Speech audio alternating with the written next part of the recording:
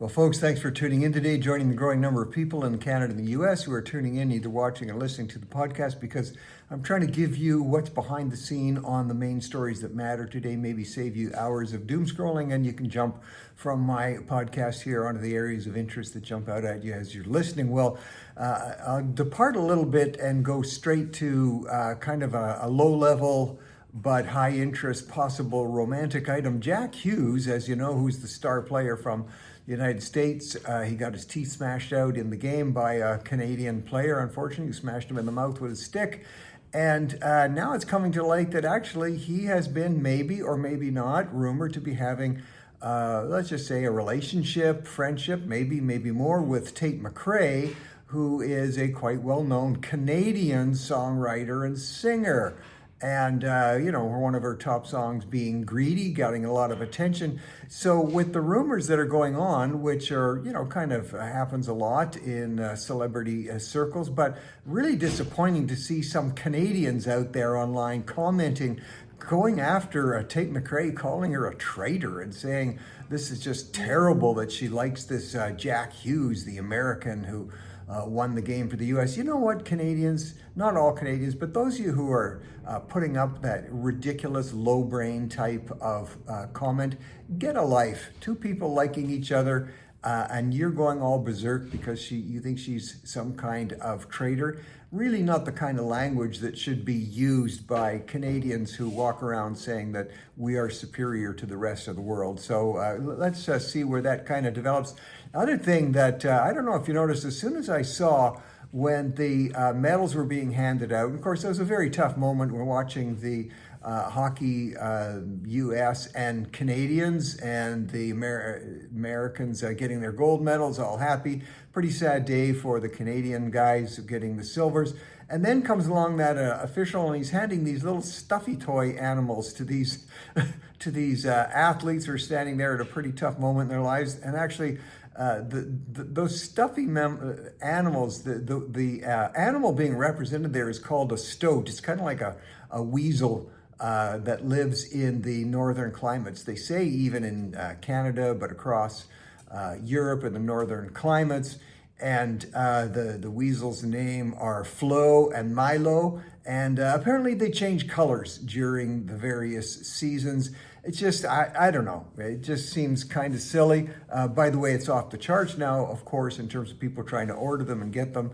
But some people are suggesting maybe that is a good metaphor to be applied to athletes like Eileen Gu, who switched from the U.S. to compete for China because of the changing of the colors. Let's see where that goes, but that's the story behind those little fluffy animals. Well, big day.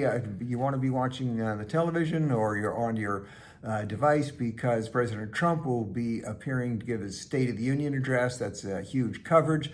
And in light of the Supreme Court justices knocking down his tariffs, he is proposing a 15% tariff on everything in the world. So we'll see how that kind of plays out. But what'll be the interesting thing that a lot of people will be watching, along with maybe there are going to be some important announcements he's going to make. Of course, one of the things they do at the State of the Union address is they march in the members of the Supreme Court. They all sit right there in the front. So there's going to be all kinds of speculation. Now Trump is apparently furious at the Supreme Court justices for knocking down his tariffs. We'll see how that goes. It's also an important moment for President Trump because, as with almost every U.S. president in a second term, in the midterm, they are traditionally low in the polls and usually wind up losing control in terms of House of Representatives. So let's see if he's going to be able to turn things around. Traditionally, there's a little bit of a bump in a poll for a president right after, and then it fades. So let's see if he's able to have an impact. Well, something that's getting measured is in the ongoing discussion about what we might call, you and I might call, weight reduction drugs. Ozempic, of course, being one of the main ones catching most of the attention worldwide. So they just completed major clinical trials to talk about competition. Novo Nordisk, which makes Ozempic, their drug being tested up against Eli Lilly's drug called Zepbound.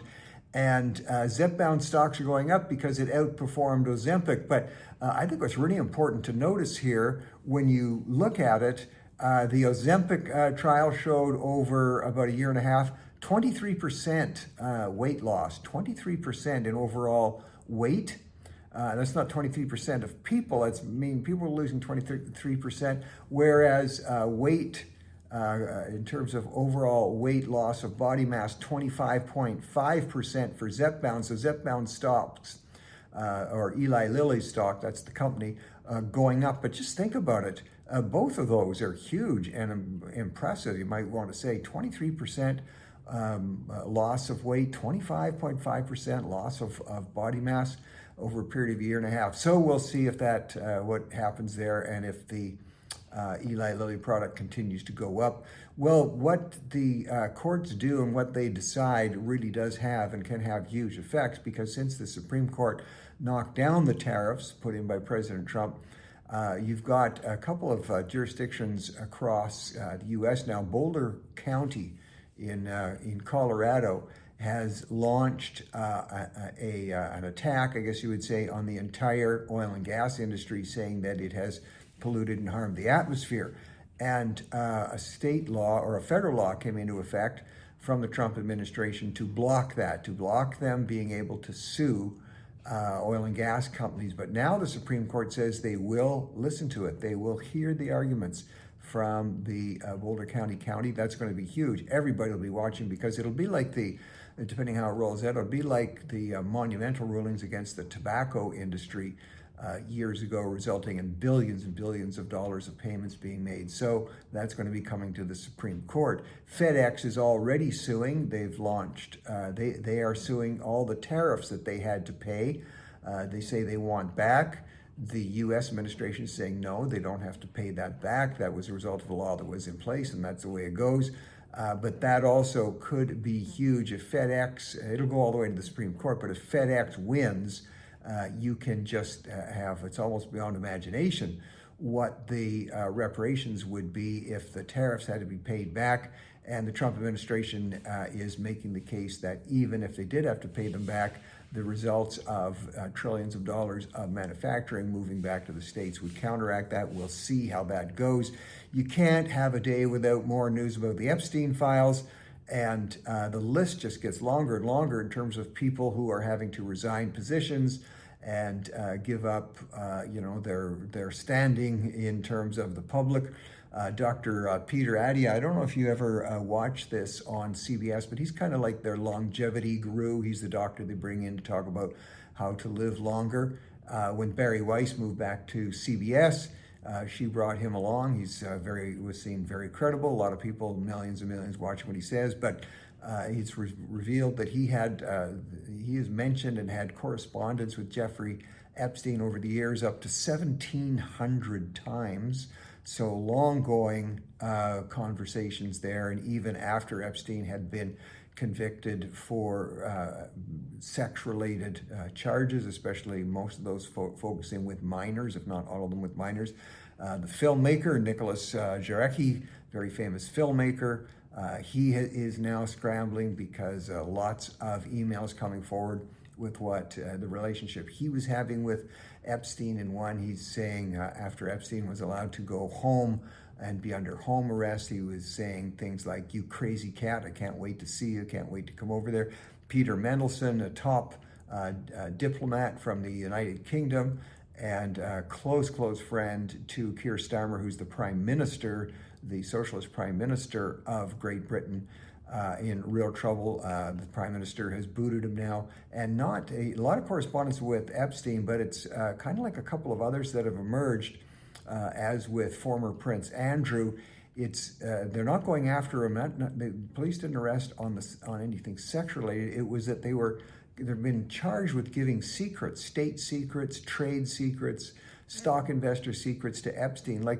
I think more and more of us are just being amazed the amount of power that this one guy, Jeffrey Epstein, had over so many people, all countries, all across the world.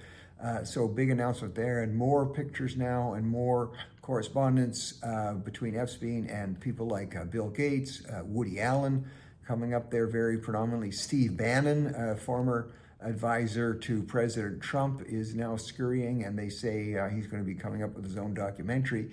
to explain his relationship with Epstein. So we'll see where all that goes. I'm going to make a prediction here, moving off of that file, about energy for the future. And as I've already mentioned about oil and gas, the U.S. Department of Energy did something very significant not that long ago. They drastically removed many of the unnecessary regulations that were slowing down the research and development of mini nuclear reactors. These are mini reactors. They'd fit in the size of a container that you would see on the back of a truck or on the back of a train.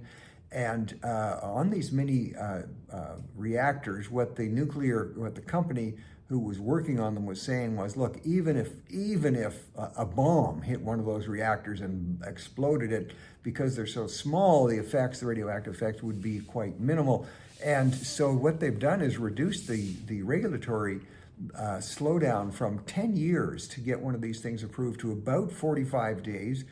They come in this micro container, and one of these reactors will power a town of about 5,000 homes. So you can see if this continues, they're continued to be proven safe. This is going to radically affect the energy industry, because nuclear reactors obviously do not emit carbon in terms of emissions and harms on the environment. They're seen as radically safe. And public concerns would be surrounding what if there was damage, if they were hit by a bomb. But I'm predicting there's going to be safety is going to be seen continue at the forefront, and they'll be able to prove the safety. And as you see these mini nuclear reactors being developed around the world, this could be a radical change in the cost and the effects of the oil and gas industry. So keep an eye on that. Well, millennials have been, as I said before here, also one of the first to say it, increased viewing among millennials and even Gen Z or Gen Z, depending where you come from, on the works and the movies, on the novels of Jane Austen. So we're talking about Pride and Prejudice and other of her novel. And now there's a fairly well-known writer coming out, Beatrice Scudeller. I hope I pronounced her name right. And she's talking about how she has come to faith just not by reading the Jane Austen novels themselves, but she was so impressed with some of the stories that Jane Austen writes about. She started looking into the life of Jane Austen herself, Jane Austen being raised by an Anglican minister father and parents, and seeing her and studying Jane Austen's deep faith in Christ has in fact converted to Christianity just by reading about the life of Jane Austen. So pretty amazing some of the effects that these types of things are having across our society today. More and more interest being focused there. Thanks for tuning in, folks. Catch you tomorrow.